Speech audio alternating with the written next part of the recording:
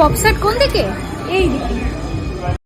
স্টেশনের ওপরের একটা ছোট্ট দোকান থেকে আজ নিজের ক্যাফে। এইটুকুও না, ঠিক এত বড় একটা ক্যাফে।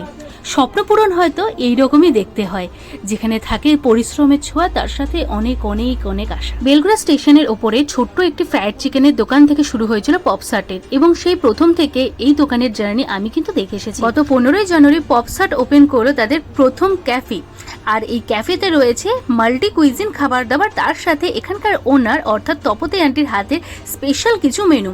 দোকানের মেনুটার কিন্তু পুরোটাই সেট করেছেন তপতী আন্টি, এবং পুরোটাই কিন্তু নিজের হাতেই তিনি দায়িত্ব করে বানাচ্ছেন।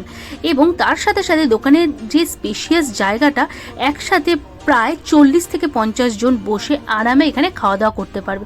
তার সাথে বার্থডে থেকে শুরু করে যে কোনো অনুষ্ঠানের জন্য এখানে সেলিব্রেশনের দারুণ সুব্যবস্থা করা হয়। সেদিন গিয়ে সন্ধ্যে স্ন্যাক্স হিসেবে খেলাম হলো এখানকার স্পেশাল আইটেম, যেটা জাপানিজ ফ্রাইড চিকেন, তার সাথে চিকেন 65 এবং ফ্রেঞ্চ ফ্রাইজ।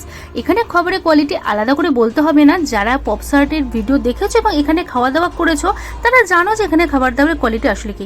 এখানে একটা স্পেশাল আইটেম হলো ওদের এখানকার রোজ মোমো, যেটা পুরোপুরি অর্গানিক কালার দিয়ে করা। অ্যাড্রেসে স্ক্রিনে দিলাম, তোমরা নোট করে নিও, ভিজিট করো পপসার্টের নিউ ক্যাফে।